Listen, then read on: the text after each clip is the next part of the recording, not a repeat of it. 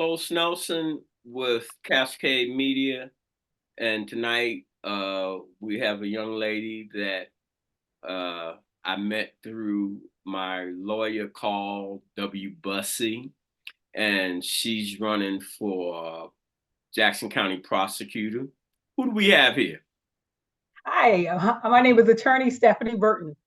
Thanks for having me. Hey, Miss Burton, tell our audience a little bit about yourself as it relates to where you grew up and go back to grade school per se and talk about some of the mentors that you've had in your life that help you develop into the person you are, and then we'll go into uh, the running for this prosecutor office.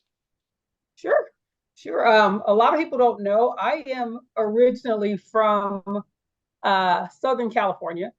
I was born in a city called Fountain Valley in Orange County, which Fountain Valley is about a hair from Anaheim. I was born down the street from Disneyland. For people can usually relate to where that is. I didn't live there my entire life. My parents divorced when I was 4, so we bounced around a little bit. My parents are originally from East St. Louis, Illinois. So when my parents separated, that's where my mom moved us to. So my background kind of went. I spent some years in what they call East Boogie in East St. Louis, Illinois, and then back in when my dad moved to Moreno Valley, California. So uh, childhood was a little rocky at times because we moved around a lot. Sometimes my parents were in a nasty divorce battle, so sometimes we were in California where life was a lot different, and sometimes we were in East St. Louis where life was a lot different. And eventually, my mom and dad got tired of all the juggling back and forth, and the primary points of my childhood was in a place called Moreno Valley, California, which is right off of Riverside in the Inland Empire area. My mother had kind of an emotional breakdown when I was 16 and left, and I ended up getting married at 17 years old. My ex-husband was in the Army, and of course, getting married at 17 years old, not a very good idea. Sounds romantic for some people, but not very much built to last. And so I found myself at 19, divorced with 2 young children. And so, being divorced with 2 young children, then I had to make some choices. Was I going to be a statistic and do nothing, or was I going to try to push forward and make the best of what I had? And so, doing that, I ended up going to school. And I started school at Austin Peay State University. And even before that, just to give you some background, I never graduated high school. I actually when I got married, my ex-husband was in the military, so we lived in a place called Fort Campbell, Kentucky. If anybody knows military, then that's where we lived. And I couldn't get into school because I was in this weird gray area where I was an adult, I wasn't emancipated, and my husband, I guess it was in essence my guardian. And so I had to take a GED test. I couldn't get enrolled in school, and I had to get a GED. And I also had a baby coming. So I took a GED test. That took my GED test June of 99, which is when I would have graduated high school. And that August, I started college at a university called Austin Peay State University. Going through that, I had my first semester of college. I had my son, my oldest son, Paul, finished my semester there. We got orders to go to Fort Lewis, Washington, where I had my oldest daughter, Christina. And following that, I got divorced. And we were in a situation where I didn't know exactly what to do. I wasn't in a very strong relationship with my parents at the time. And I decided, well, I'll go back to Tennessee because that's where I started college. And I went back to the school I was at. My children got sick while I was there, and my mother had since moved here to Kansas City. So that's how I ended up in Kansas City. My mother had moved to Kansas City. She had met a man, and she got married to this man. And I said, well, the kids are sick. I'm in school. I don't have any help. And my mom said, well, why don't you try Kansas City? And I had an uncle who also lived out here, my dad's brother. So I came to Kansas City and I enrolled in UMKC. I transferred schools to UMKC, and it was rough. I was 21 years old at the time, and I had two young children. And my mother, even though she lived here, my mother had just gotten married, and uh, she wasn't she wasn't definitely wasn't looking to raise my kids. And I was living in Wayne Minor housing projects in Kansas City. So in 2003, when I moved to Kansas City, I lived in Wayne Minor housing projects. And the funny thing about how I got to Wayne Minor was I didn't know anything about what Wayne Minor was. I didn't know anything about what a housing project was. I was working for a place and I was going to get evicted from my apartment. And the place went out of business. And so a girl was like, "Oh, you should go to the housing authority and see if you can get an apartment through him and through them." And I was like, "Oh, cool, no problem." So I go and they show me this place, and during the day it looked great. I said, "Oh, this is nice, kind of interesting walls." I was like, "Why are these walls like cinder block?" But I was like, "Cool." And they were like, "Well, you don't have to pay any rent." And I said, "Well, even better." He said nothing but a word. So I moved in there, and the scenery was a little different at night. And I was there. I was a student at UMKC, and one of the things that kind of made me get involved in community was that our little neighborhood of Wayne Minor, we had a lot of people, a lot of single parents there, but a lot of people were using their apartments, letting drug dealers use their apartments to run their business. And so I got of the mindset of, well, I didn't like that. My kids were there. By this time, I had had a third child. Kids like stamps, and I didn't like that. I didn't like that people were using the neighborhood I lived in and was raising my children in as their drug front. And it was like the people who lived there weren't necessarily selling drugs, but people were using their units too. And so I became very unpopular because I would call the police about it. I'm like, somebody's dealing You lucky drugs. you still And here. so Because Wayne exactly, was because no people did not joke. like that at all. Yeah, I was going to say, Yeah. people that don't know about Wayne Minor, you didn't want to be fooling around down there, especially after dark if you were not of Wayne Minor. It was, I very quickly learned what it meant to be an outsider there. I For remember the when they people that, tore it down. right. For the people that were there, though, that lived there, you know, a lot of the people, like the ones that weren't allowing their apartments to be used, they appreciated it. They appreciated the fact that I would do something. And I joined the Wayne Minor Tenant Association, and there was a couple there that lived next door to me. They actually moved out and bought a house, but they were talking about things we could do. And there were community meetings that we got involved in. And what kind of, not only were they selling drugs in the parking lot, but somebody knocked on my door, like the back door, asking if my son, who at the time, my oldest son at the time was 4 years old, could come outside. And this was a grown man. And he said, "Can Paul come outside?" I said, "Paul, who?" He was like, "Your son." I said, you look about 30 years old. What do you want my son for?" "Oh, he's cool." I said, "No, he's not." I said, "He's not cool. And he's 4 years old. He's not coming outside with you or anybody else for that matter." But I started getting involved with community, and I started talking to, like, because there were other single moms like me that were there, and I was in college, and I was trying to get them to go to school. And I was telling them, with state assistance, that if you're going to school, they would pay for your daycare because they paid for my daycare. My kids went to St. Mark's Learning Center, and I love them for that because they took care of my babies. Sam Man. Yes, Reverend Sam Man, and they took, and then Vicki Lockett was over the program then, and they gave me the comfort of knowing my kids were safe while I went to school. And I went to school, and I worked 2 part-time jobs while I went to school, and also did the community involvement pieces. So I was very grateful to them that during the time when I had to be at school, my kids were getting an education and they were safe. In order to, you you'd be better off trying to get in and out of the federal prison than getting in and out of St. Mark's. Their security is phenomenal. And so I was trying to get other women in there to go to school. And a lot of times people would say, well, they were like, well, what do you want to do? And I said, well, I'm an undergrad now, but I want to be a lawyer. And they were like, oh, that takes a long time. That takes 8 years. And I said, well, it's all about how you think about it, because 8 years is going to pass either way. And so it depends on what you want to be called at the end of 8 years.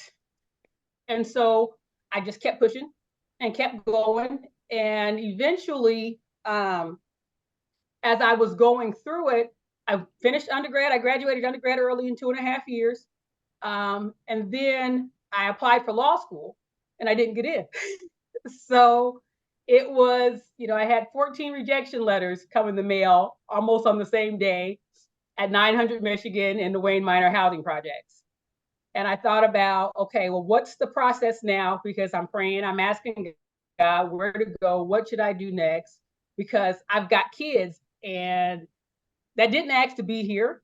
And I never wanted my kids to think they were the reason I wasn't successful, right?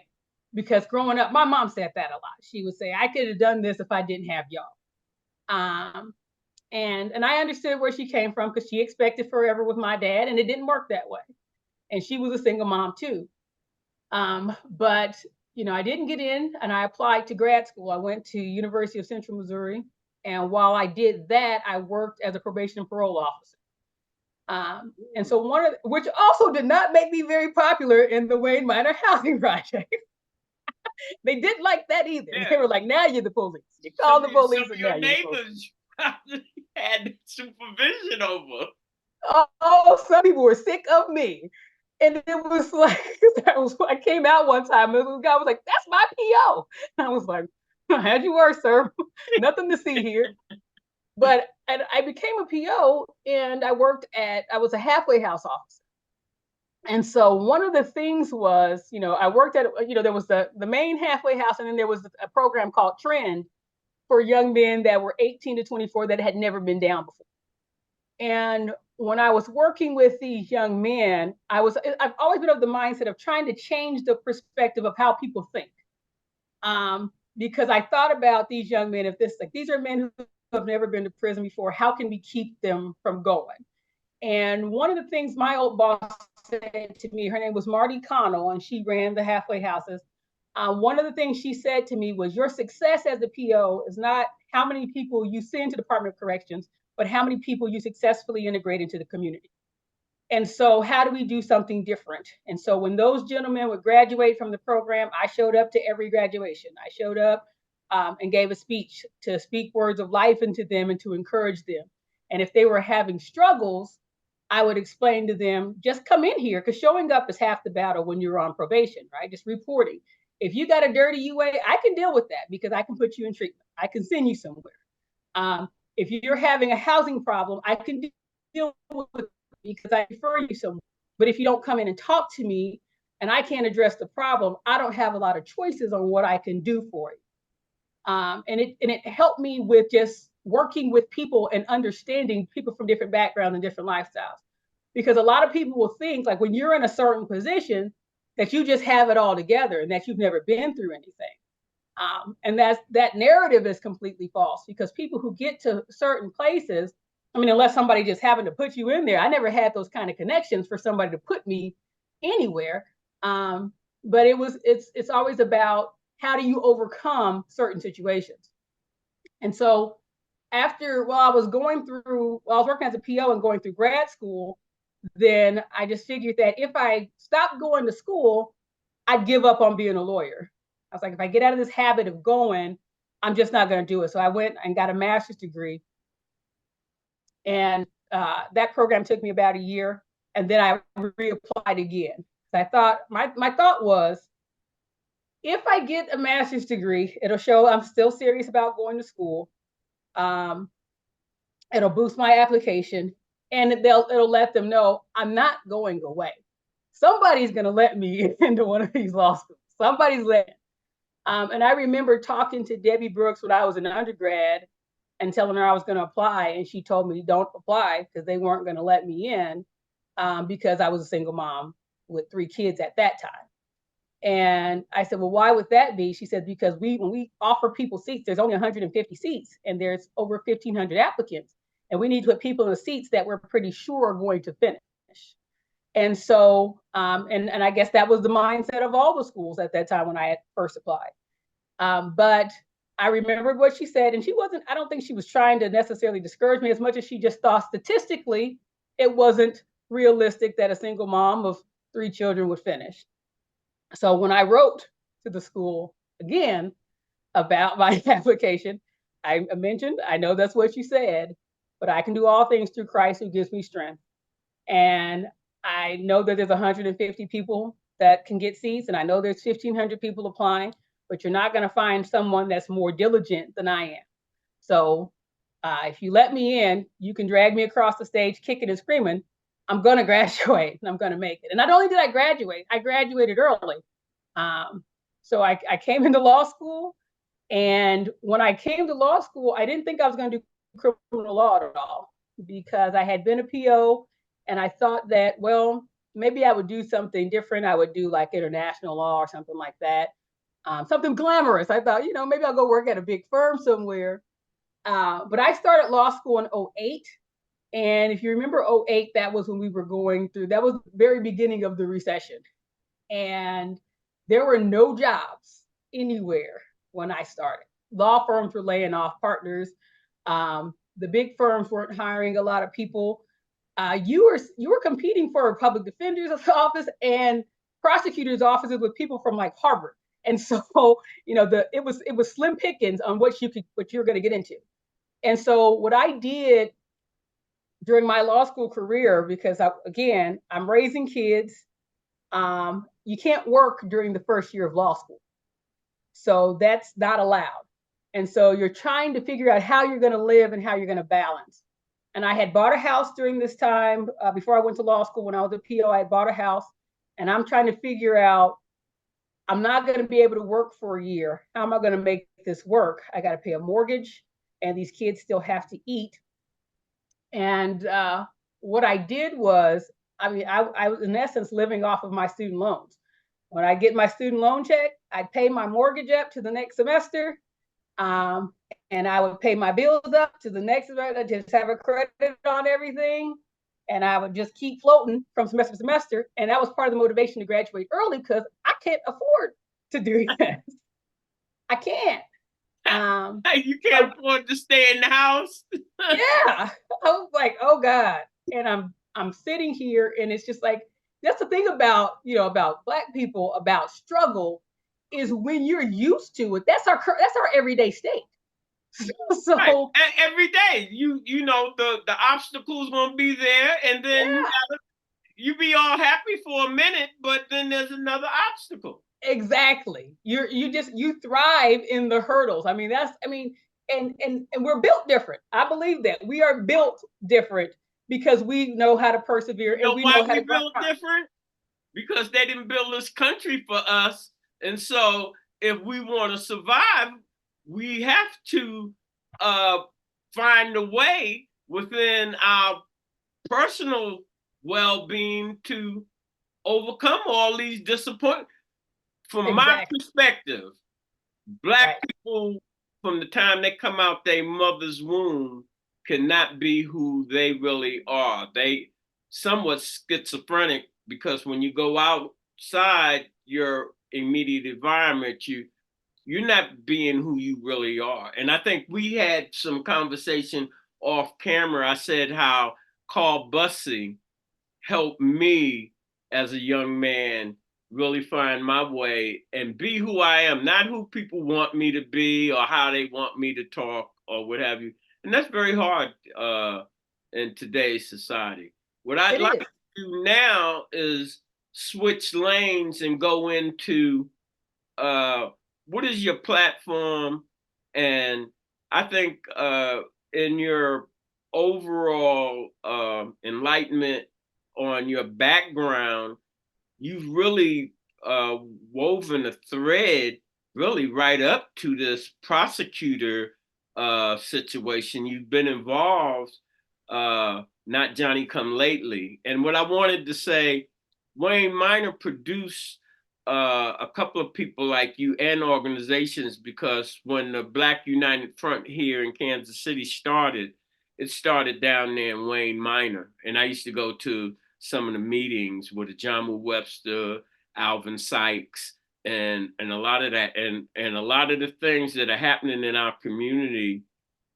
I'd love to see a prosecutor that has seen it with their own eyes and been that close to what the overall situation is as it relates to crime, as it relates to our community, and misconceptions of who we are, and uh, what motivates us, and how we get involved into these situations where you need to be a prosecutor. But if you, as far as I'm concerned, uh, you mentioned the type of people that you were up against, and Kansas City's prosecutors, uh, especially Claire McCaskill, they go right on up into the Senate or Congress. And so you cannot be no dummy and be walking around here as the Jackson County prosecutor. And for you to have uh, overcome some of the trials and tribulations to get to this point, I'd like to commend you. So, without further ado, let's talk about what your platform is, and why you want to be Jackson County's next prosecutor. All right. So what got me into the race, deciding to run, is, I've been practicing law for the last 13 years, and and just by way of background of how we got to this point, when I first started practicing law, I opened my law firm from nothing. I didn't have a job. I couldn't find one. And so I bootstrapped my firm. And Carl Bussey is actually the one that gave me some insight on how to do it. So there were no jobs, and I was taking just at first just traffic tickets. And Donald Williams kind of took me to her house and showed me how to do that. And when I had taken on some heavier cases, then there was a mutual client of Mr. Bussey and mine. And I came to Mr. Bussey and I said, Mr. Bussey, you and I have a mutual client, and I need help because I don't know how to do these types of cases. And Carl, true to Carl fashion, he was like, that brother owes me some money. And I said, okay. Everybody owes Carl. I owe him. I said, well, how much money does he owe you? If I can get that money, then can you help me? He owes me about a rack. I said, Mr. Bussey, I don't speak jive. How much does he owe you? He says $1,000. I said, okay, I'm going to go get it, and I'm going to come back. And he said, nah, come on with me to prayer meeting. So I'm hopping in his car, and we go to Reverend Miles' church for prayer meeting. And then so when I come back, I said, Mr. Bussey, are you going to help me? He said, what are you talking about? And I said, with the guy. So he was like, yeah, but I need you to run here, there, and everywhere. So Carl had me just kind of running for him, which was invaluable for me, because at first I didn't want to do it because of course Carl wasn't going to pay me no money, but it was getting my face in the courtrooms and getting my face in front of people, and giving me that confidence to not be scared to do something. Because I would go in and I would just kind of in and out like a robbery. I'd sneak in, I'd whisper to the clerk, they'd call my case, and I'd get the hell out of there. But when I was covering, when I'd be covering for Carl, sometimes, sometimes Carl's cases would be a little bit different. And I would get some pushback from the court, or I'd get some pushback from the client. And I had to learn to be on my feet and to deal with it. And so me and Carl were trying cases. It was a couple of years ago, and there was a series of cases that shouldn't have had to be tried.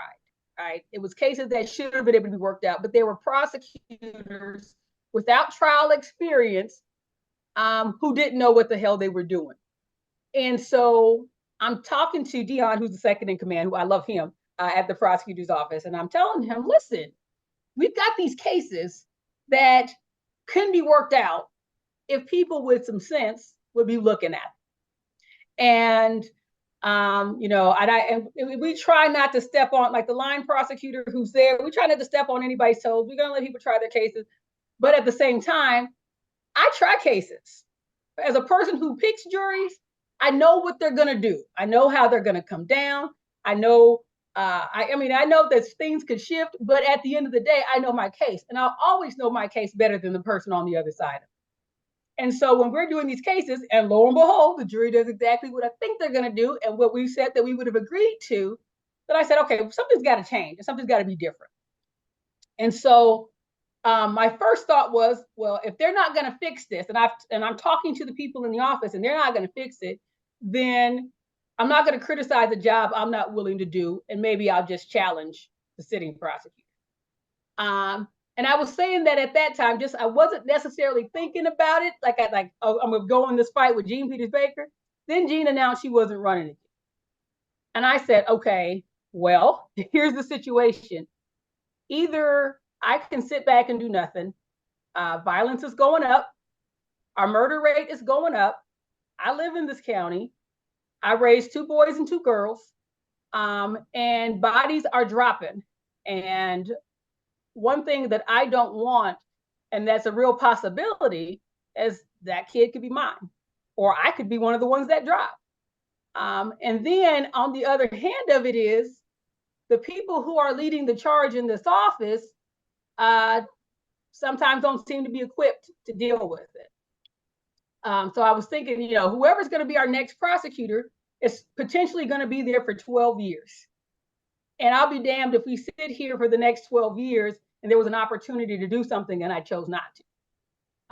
We have a situation where we've got to prosecute these violent crimes. And a lot of problems that we have currently is that cases get stale and they're not being prosecuted properly because, if you're waiting 2 and 3 years for a case to finally get to trial, witnesses have died, they've gone away, they've gotten disinterested, especially if the person is on bond. People, you never know what is happening or situations why people don't show up. And we've got a situation where we've got a strong distrust with the police. And boy, let me segue in there on that. Yes. And again, interrupting you. You're fine. I think living in that Wayne Minor for that long, knowing your community, because as I said, I've been a gangster posing as a businessman. I had a bunch of problems, but I thought that it was me, but it's the system. And now that I realized it was the system, if you got a prosecutor that's just trying to make a name for themselves, they don't care that you really are not a criminal per se, that you have a family, and that you show me some daylight how I can straighten up instead of just racking me up as a number. And instead, I prosecuted 100 cases and I won 99, filling the prisons up when there are alternative things that can be done, and it all starts at the top. And that's it. It really does start at the top, because here's what a lot of times prosecutors don't understand. And see, for defense attorneys, we're storytellers. The story is important to us. It's not always about what happened as much as why and how we got here. And maybe because my background is different, because I've gone through adversity, and because I've been a probation and parole officer, and that was a big part of being a PO, and some POs didn't care, and I was actually reprimanded for caring sometimes too much. But the story does matter. And so there are times, and don't get me wrong, there are people who are just doing stupid stuff, and prison is what's required. And people are going to go. I'm not saying that, hey, people are never going to go to prison, because that's not a reality. But you have to understand that it's not a one-size-fits-all system. You have to understand that backgrounds and stories make a difference. Now, if you're somebody who's without excuse and you've had everything handed to you and you're just taking advantage of things and doing things that don't make no sense, then there should be an appropriate punishment for that. But everybody's normal is different, because I can say I had a normal childhood, but the stuff I went to through Right. isn't normal for a lot of people. It was normal because that was my everyday and that was my life. And a lot of times, see, when you're in the prosecutor's office, the only person that knows the defendant is that attorney, the attorney that's representing them. And unfortunately, a lot of times people don't care. But what you have to understand is when you're the prosecutor, you are the prosecutor for the entire community. And that person matters. And you also have to remember that most of these people are young people. And even though that they're going to go do some time, they're going to come home to the community. So the aftercare is important. People will say, oh, well, when a person is on parole, that doesn't have anything to do with the prosecutor's office, or when a person returns to community. Bull. It has everything to do with it, because anybody can lock you up. That's not the win. Anybody can lock you up. But how do I keep you from doing life on the installment plan? How do I keep you from coming back through my office time and time again? Because yes, there's going to be situations where I've got to be the heavy, and I'm going to have to put down the hammer, and I'm built to do that. Like However, at the that. same time, when you come back home, I need to be able to tell you that it's okay, and we're going to help you get your life back together, so that you don't have to do the same things that got you in there in the first place. Because I believe we're all better than our worst day. And so, especially when you're talking about kids, like we're talking about our young offenders who are 18 to 21, and they're getting these astronomically long sentences, and they're in essence growing up in the Department of Corrections. And you got to think about, am I making this person worse than they were when they went in? And what is it that we want to achieve? What are the ends of justice that we want to achieve? Yes, we got to think about the nature of the crime, but we also have to think of the history and characteristics of the defendant and the need for retribution. So we've got a victim that's on the other side that's been harmed, that we've got to repair that harm. But we also have to think about the whole of the community and the whole of the person, because that person, I spent a lot of time in school, and I didn't spend all that time to be a trash collector. We're not collecting garbage. These are people. These are people that we are servicing. And if that service includes prison, yes, because sometimes you got to go sit down, and I'm going to sit you there.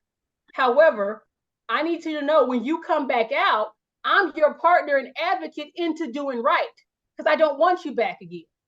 I don't want to teach you that lesson again. And just as a mother, I discipline my kids, but I don't want to whoop you for the same thing twice. I want you to get it. If I'm giving you correction, I want the behavior corrected so you can be better, because it is better for us as a community if you come back home and you return to a community that you can be a part of, and you can save the next young person from getting into that same problem that you were in.